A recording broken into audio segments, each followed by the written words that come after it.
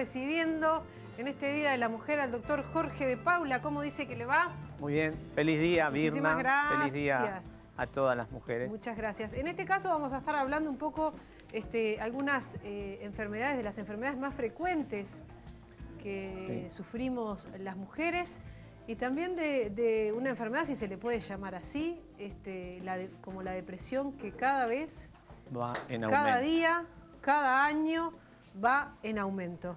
Ese es el tema básico del día de hoy, bueno, en referencia al Día Internacional de la Mujer. ¿Te parece si vemos un informe, un principal informe que hicimos para entrarnos en tema? Para entrar en tema. Dale.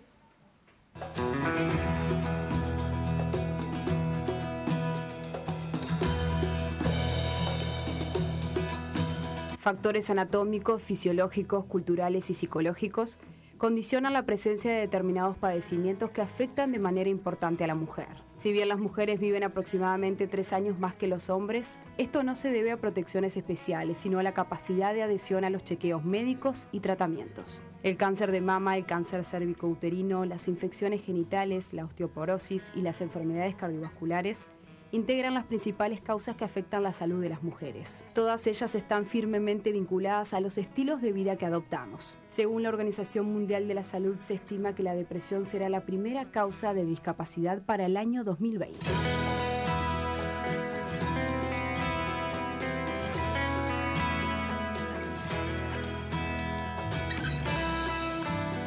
Ahí estaba, este informe hablaba de las enfermedades más frecuentes, pero también hablaba del aumento de la depresión en las mujeres día a día, año a año, como decía yo. Que afecta el doble porcentualmente a mujeres que a hombres, y está en un rango ascendente, y la Organización Mundial de la Salud estima para el año 2020 que alrededor de un 18 o 20% estará afectados. Y todo eso lo queríamos vincular porque los factores genéticos, los factores anatómicos, son los mismos desde hace 50 y 100 años. Los que están cambiando son los patrones culturales de estilo de vida. ¿Esas pueden ser las nuevas causas? Y hay que insistir en eso como las proveedoras del incremento.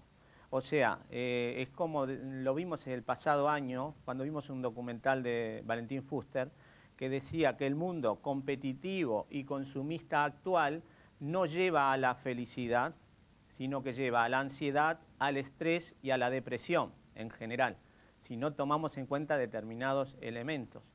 Bien. Y ese mundo consumista está muy bien reflejado en cuanto a el escenario que se nos plantea a nuestras capacidades sensoriales en la posibilidad de elección.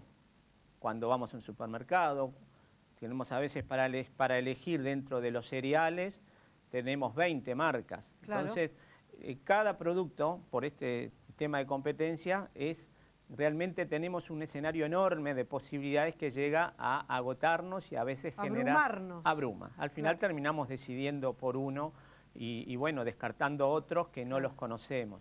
Y eso, hay un libro que es muy interesante, que es La paradoja de la elección, cuando más es menos, de Barry Schwartz, que fue entrevistado por Eduardo Punset recientemente, que realmente dan el clavo en cuanto a esta nueva situación de los últimos 20 años quizá, este bombardeo de opciones que tenemos, y que particularmente a la mujer es en la que impacta más, por esa condición de la mujer de ser multicanal su cerebro.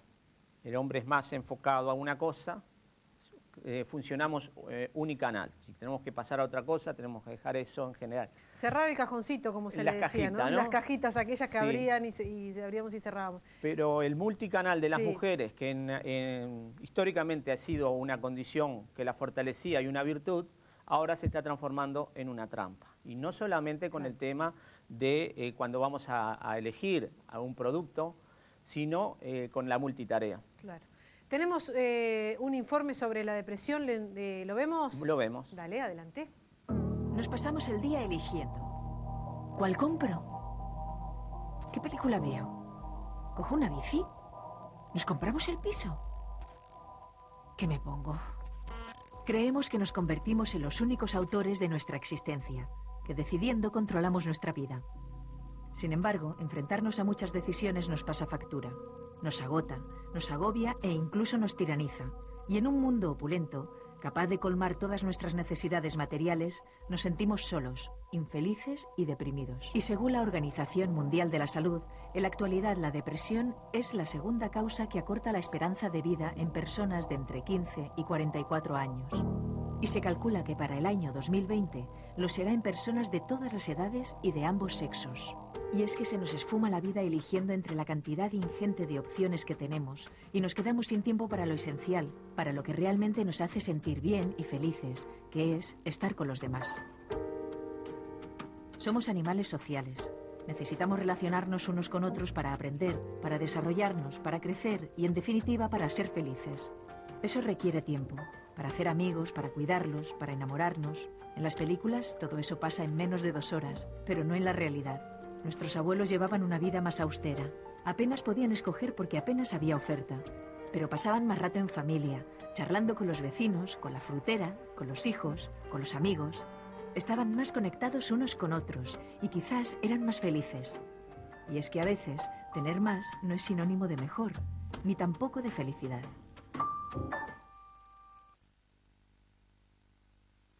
¿Qué podemos hacer para frenar esta tendencia? ¿Qué tema? Sí. Es una preocupación global de sociólogos, educadores, neurociencia. La neurociencia trae muchos elementos para poder generar condiciones para que se pueda frenar estas predicciones de la Organización Mundial de la Salud. Uno de ellos es en la población adulta hacer un cambio en esa mirada y que no estar tanto dirigida hacia afuera, sino hacia adentro. Lo que siempre veníamos hablando. Martin Seligman habla de los 3 elementos, que uno es la vida, disfrutar de la vida, de las pequeñas cosas, como decíamos también hace poco. Sí. La otra, la vida buena, que es la vida comprometida en lo que uno hace, en lo que uno fluir, encontrarle el objetivo y encontrarle lo bueno de mi tarea y no estar 8 horas molesto por lo que me tocó hacer. Bueno, hablábamos los otros días, perdona que te corte, Jorge, con la psiquiatra infantil Natalia Trenki, de que los niños, había salido un informe de que los niños que no convivían con la calle en el día a día, naturalmente o con la naturaleza y estaban encerrados en sus casas, hacían niños más inseguros, más tristes. Sí. ¿No? Sí, y eso sí. puede también por la falta de interacción en un momento de la adolescencia, sí. de cambios, claro. en una depresión. En carencias, en establecer El esos informe vínculos. Decía, charlábamos más con los vecinos. Sí. No hay que ni siquiera remontarse capaz que a nuestros abuelos. Sí. Yo lo hacía, me sentaba en la vereda con mi abuela en una reposera. Tal cual. Y el otro punto de que Martin Seligman insiste es la vida con un sentido. Y eso es en los adultos, pero el tema es en los niños, cómo revertimos esta educación en la cual es una educación fomentada hacia esa sociedad competitiva y consumista. Y fomentada y en forma inconsciente también por padres, por adultos. Y uno de los elementos que habría que introducir sería la empatía a nivel educacional. Son sociólogos y educadores que dicen, así como enseñamos matemática, así como enseñamos geografía, historia o literatura, enseñar empatía.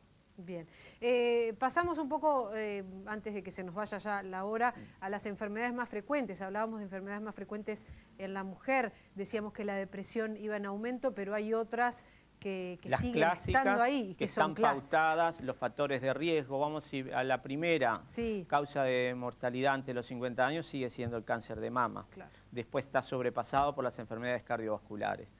Pero el cáncer de mama, si uno va a los factores de riesgo, hay factores, predisposiciones, pero hay también hay factores sobre los cuales no podemos actuar mucho. Si es una menarca muy precoz, un primer periodo, o una menstruación o una menopausia muy tardía. El amamantamiento que protege, eso es un poco inherente a cada persona, pero hay factores que están vinculados a este estilo de vida que tenemos. ¿Por qué? Porque el cáncer de mama, si tener sobrepeso aumenta el cáncer de mama. Ajá. Consumir bebidas alcohólicas, más de un vaso por día, aumenta el riesgo de cáncer de mama, y no hacer ejercicio regularmente. Claro. Y si vamos a una segunda causa, que es el cáncer cérvico-uterino, sí, que ahora está disminuyendo gracias a este gran descubrimiento de la vinculación con el virus del papiloma humano, sí. también tenemos que los factores de riesgo, el tabaquismo lo duplica, el consumo de alcohol, la dieta pobre en frutas y verduras, o sea que todo está vinculado al tema que estábamos un poco planteando. Y también uno de los problemas muy importantes ahora es la osteoporosis, porque la osteoporosis se vincula con unos problemas del calcio a nivel del hueso y los depósitos que después, cuando llega la menopausia, por la caída de los estrógenos, esos depósitos empiezan a disminuir. Sin embargo, el capital cálcico de la mujer, que es la que más se ve afectada por esto, está en aumento o se está creciendo hasta los 35 años.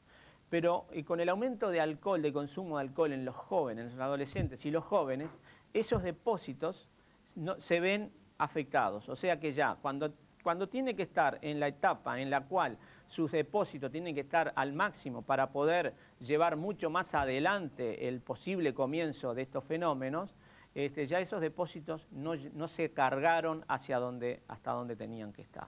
Bien. Infecciones vaginales también es otra de las enfermedades, las infecciones vaginales que tienen que ver, se estima que un 70% quizá de las mujeres en algún momento alguna infección, no siempre tienen que tener relación con la mala higiene, en general sí, pero a veces también el exceso de higiene genera a veces condiciones porque barre la flora, o sea que no necesariamente hay que tener ese pudor de no estar consultando porque son aspectos que muchas veces tienen que ver con el hábitat.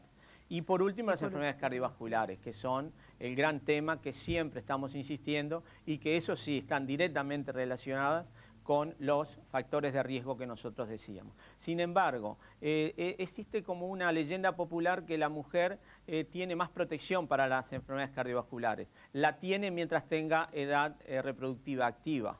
50, 55 años, tiene una protección por los estrógenos, por los niveles de estrógenos, para desarrollar aterosclerosis, pero una vez que ese tenor de estrógeno cae en la década de los 60 años, la mujer avanza rápidamente a igualarse al hombre e inclusive más allá de los 65 años, la mujer tiene más factores de riesgo que el hombre. Y uno de los elementos es porque además las arterias son un poquito más pequeñas y es más significativo una obstrucción. Y entonces la mujer con esto de las enfermedades cardiovasculares, el hipercontrol de hipertensión, el control del sobrepeso, la prevención de la diabetes, hacer ejercicio, el no fumar, son elementos que tienen un impacto enorme, pero no es percibido en la mujer como una amenaza real. Claro. La amenaza es el cáncer de mama, y el cáncer de mama significa el 4% de la mortalidad. Bien. Y en cambio las enfermedades cardiovasculares son el 50%. Entonces, pero la mujer lo percibe como el más enemigo, el cáncer de mama, y en la enfermedad cardiovascular muchas veces vamos como regalando terreno. Jorge, muchísimas gracias, un placer haberte recibido hoy. Buenos días. Buenos días. Nosotros nos encontramos luego de la tanda, ya venimos con más Nick hasta las 11 en vivo. Fuego lento tu mirada.